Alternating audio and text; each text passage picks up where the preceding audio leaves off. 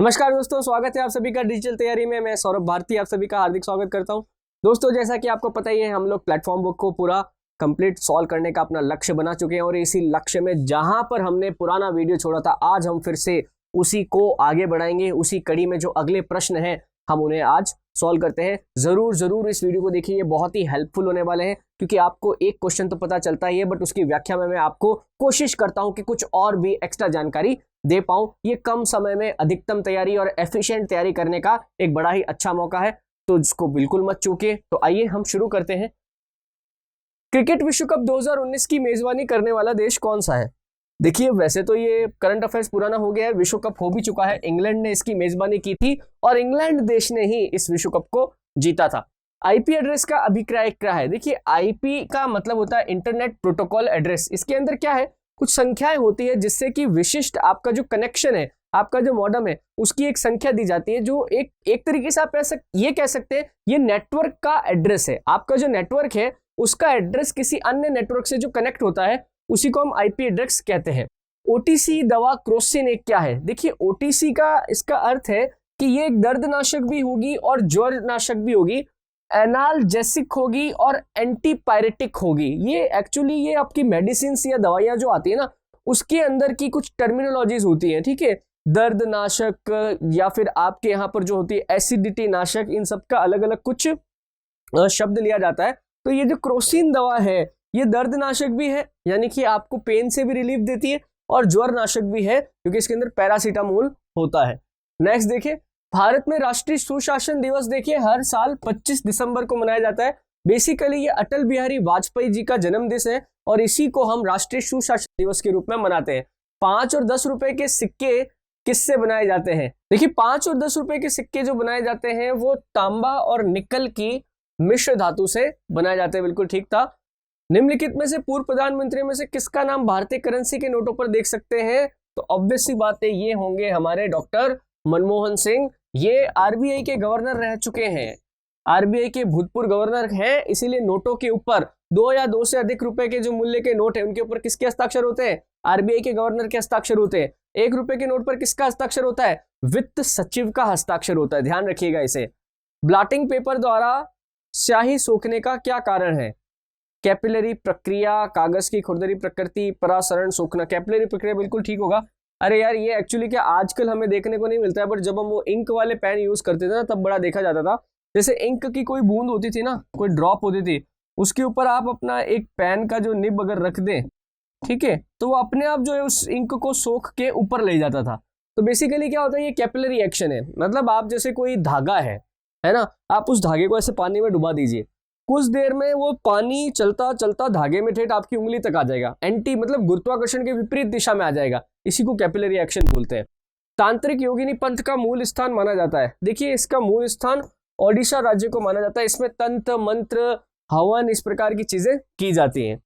Next देखिए, महात्मा गांधी द्वारा भारत छोड़ो आंदोलन 8 अगस्त 1942 को शुरू किया गया था, है ना। इसी आंदोलन के तहत गांधी जी ने करो या मरो का नारा भी दिया था। स्वच्छ भारत मिशन किसके लिए है?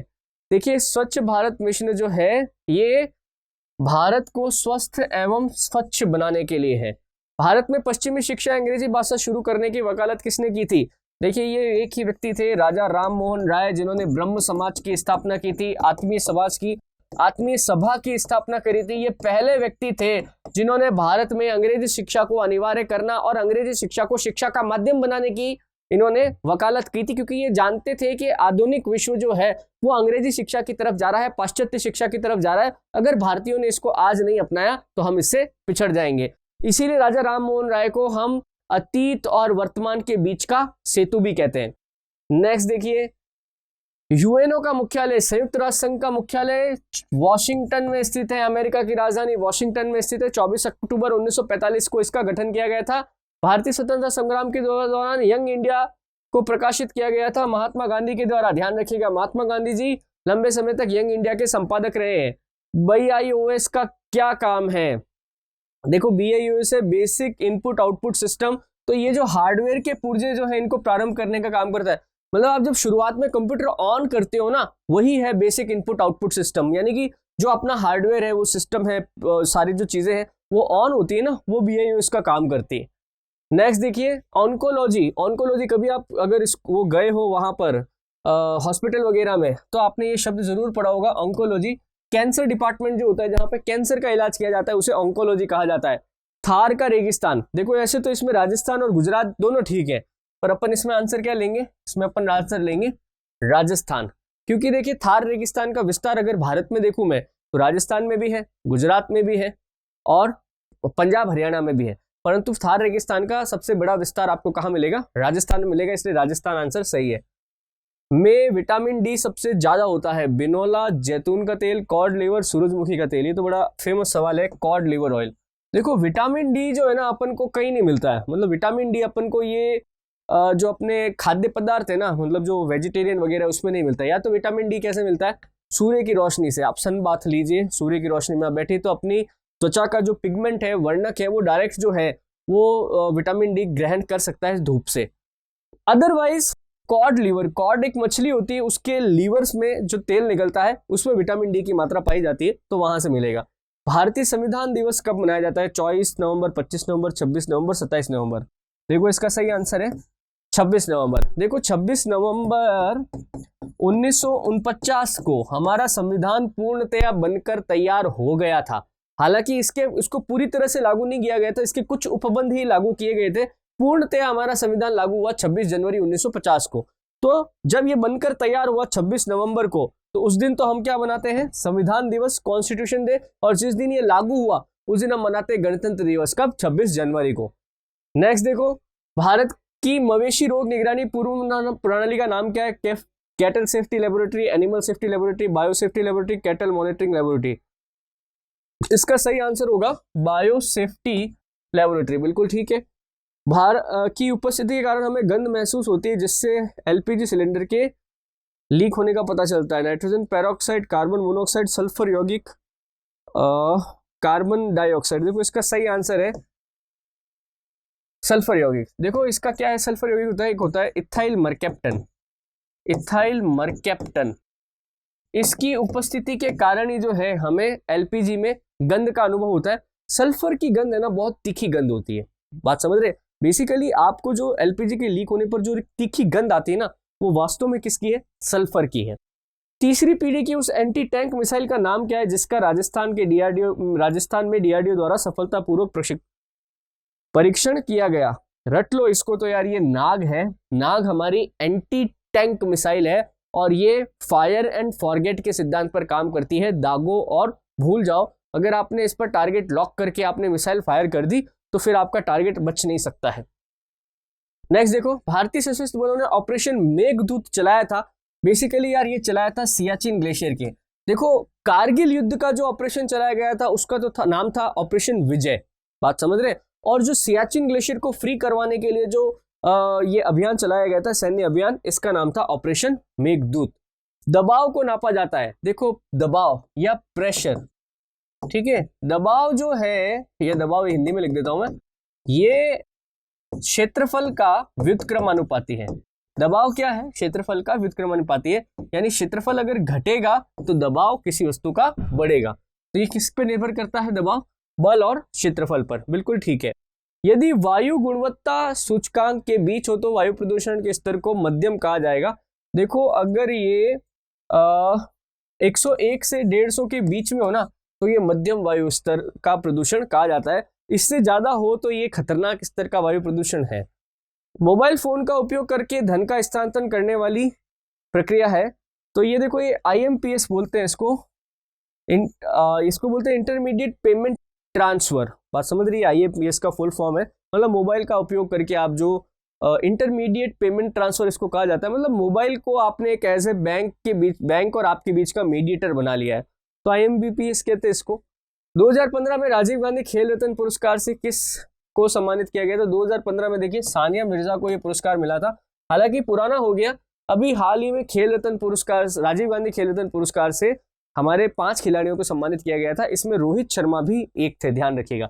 2014-15 में क्रिकेट क्षेत्र में CK Naidu life time achievement पुरस्कार दिया गया था सैयद किरमानी को। ये भी थोड़ा पुराना सवाल हो गया है। सैयद किरमानी जो है दोस्तों, ये 1983 वर्ल्ड कप जीतने वाली क्रिकेट टीम के विकेट कीपर रहे हैं।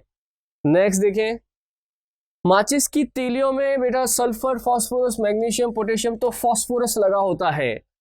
IFSC किसका संक्षिप्त रूप है? ये तो आजकल हमारा बड़ा चलता है, जब भी हम मोबाइल पेमेंट का ट्रांसफर करते हैं तो IFSC कोड हमसे माना जाता है। तो बेसिकली इसका फुल फॉर्म है ये रहा, Indian financial system code, IFSC code. हर बैंक का अपना यूनिक कोड होता है। राज्यसभा के सदस्यों का चुनाव किसके द्वारा किया जाता है? देखो अपने पास एक तो है लोकसभा, अपने पास एक है राज्यसभा। लोकसभा के सदस्यों का जो चुनाव होता है वो डायरेक्ट होता है, यानी कि प्रत्यक्ष होता है, यानी कि जिसमें आम जनता वोट करती है।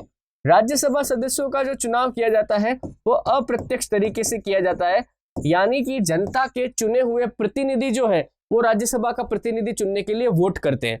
तो बेसिकली राज्यों की विधानसभाएं जो राज्य की जनता ने चुनी है, विधानसभाओं के अंदर जो विधायक हैं, कौन है? विधायक, जिसको आप इंग्लिश में बोल सकते हो MLA। ये MLA जो है अपने अपने राज्य के अंदर राज्यसभा का सदस्य चुनने के लिए मतदान करते हैं, जनता नहीं करती है। तो ठीक था ये आंसर। शब्दों के जोड़े दिए गए हैं 5 जून, 22 अप्रैल, 22 मार्च, 22 मई। देखो यार इसमें ये बाकी तीनों तो ठीक है, इसमें ये 22 मई विश्व गोरैया दिवस गलत है, 20 जून को मनाया जाता है विश्व गोरैया दिवस, ठीक है।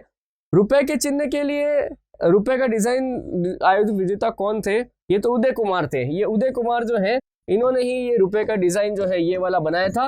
फिर इस डिजाइन को 2002 में भारत सरकार ने आधिकारिक रूप से ग्रहण कर लिया था। सामान्य आंख के लिए स्पष्ट दृष्टि की न्यूनतम दूरी भाई 25 सेंटीमीटर। 25 सेंटीमीटर तक रखा हुआ ऑब्जेक्ट जब आपको बिल्कुल साफ दिखता है तब माना जाता है कि आपकी आंखें बिल्कुल ठीक है। सूर्य को देखने के लिए किस यंत्र का प्रयोग किया जाता है? देखो सूर्य को देखने के लिए हेलियोस्कोप यंत्र का प्रयोग किया जाता है। अच्छा सवाल है ये, सूर्य को देखने के लिए हेलियोस्कोप यंत्र का प्रयोग किया जाता है। बाकी टेलीस्कोप तो दूरबीन है, सन मीटर कुछ नहीं होता, स्टेथोस्कोप का संबंध इससे नहीं है। प्रथम भारतीय संचार उपग्रह 1975 में जो हमने छोड़ा था आर्यभट्ट, भारत का पहला संचार उपग्रह। नेशनल स्पेस सोसाइटी ने 2015 स्पेस पायनियर पुरस्कार किसे दिया? इसरो की मार्स ऑर्बिटर प्रोग्राम टीम को दिया, क्योंकि इस टीम ने बहुत ही कम खर्चे के अंदर स्पेस के अंदर मतलब मार्स की ऑर्बिट के अंदर सफलतापूर्वक अपना मिशन पहुंचा दिया था। निम्नलिखित में से टूटा हुआ तारा कहना उपयुक्त होगा? तारा, ग्रह, अंश, अवशेष, ग्रहिका, एस्ट्रॉइड आप कह सकते हैं उसे। भाई तारों के टूटे हुए टुकड़े जो है ये जब आपके यहाँ पर आके गिरते हैं तब आप उसे एस्ट्रॉइड कह देते हैं। नेक्स्ट देखें, शिमला समझौता पर किनके द्वारा एग्रीमेंट किए गए थे? देखो 1971 में जब भारत पाकिस्तान युद्ध हुआ, बांग्लादेश का लिबरेशन हुआ, वो आजाद हुआ, तो उसके बाद शिमला में समझौता हुआ। तो उस समय के तत्कालीन भारत और पाकिस्तान के राष्ट्राध्यक्ष जो थे, तो उस समय भारत की राष्ट्राध्यक्ष थी इंदिरा गांधी और वहां पर थे ZA भुट्टो यानी कि जुल्फिकार अली भुट्टो। दूसरे फुटबॉल इंडियन सुपर लीग का चैंपियन कौन था? तो ये चेन्नई FC जो है, इन्होंने दूसरा फुटबॉल इंडियन सुपर लीग जो है अपने जैसे IPL होता है ना क्रिकेट के लिए, वैसे ये इंडियन सुपर लीग खेला जा रहा है फुटबॉल के लिए। जम्मू कश्मीर सरकार की ग्रीष्मकालीन राजधानी, ग्रीष्मकालीन गर्मियों की राजधानी हो जाएगी श्रीनगर, और जब सर्दियां होती हैं तब राजधानी हो जाती है जम्मू। तो ये तो कौन सी है? ग्रीष्मकालीन, और जम्मू कौन सी है? शीतकालीन।